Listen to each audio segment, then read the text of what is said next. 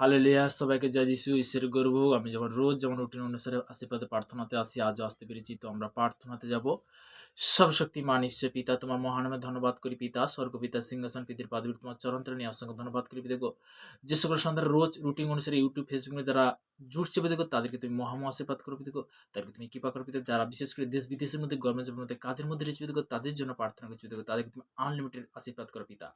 পিতাকে সর্বদা পিতাকে তোমার বাক্য বলছে পিতা, হে ভবিষ্যৎ ভারাক্রান্ত লোক সকল আমার নিকটে এসো, আমি তোমাদেরকে বিশ্রাম দেব পিতা। তোমার কাছে বিশ্রাম আছে, তোমার কাছে পরিত্রাণ আছে, তোমার কাছে উদ্ধার আছে প্রভু গো। প্রভু গো, বিশেষ করে পিতা গো, আজকে প্রভাতে সুন্দর টাইম বিশেষ করে দেওয়ার জন্য অসংখ্য ধন্যবাদ করি পিতা গো। তারা যে একত্রিত হয়ে পেরেছে, যারা বিশেষ করে পিতা অনলাইনের মধ্যে যারা জুড়তে পারছে, যারা জুড়তে পারেন তাদের জন্য প্রার্থনা, তাদেরকে তুমি আশীর্বাদ করো পিতা গো। তোমার বাক্যে বলেছে পিতা গো, আদিতে বাক্য ছিল, বাক্য পিতা পরম সমস্ত কিছু সৃষ্টি করেছিল পিতা গো। সেই বাক্য অনুসারে তোমার কাছে চাহাত করছি পিতা গো। যে বিশেষ করে পিতা গো, দ্বিতীয় বিবরণ তার ২৮ অধ্যায় এক পদে বহু তোমার বচন বলেছে পিতা গো। কেননা হালেলুয়া! প্রভু তোমার বচন বলেছে পিতা গো, আমি তোমাকে অধ্যায় যে সকল আজ্ঞা আদেশকে যত্নপূর্বক পালন করবার জন্য যদি তুমি আপন ঈশ্বর সদাপ্রভু মনোযোগ সহকারে কর্ণপাত করো, তবে তোমার ঈশ্বর সদা পৃথিবীর সমস্ত জাতির উপর উন্নত করিবেন।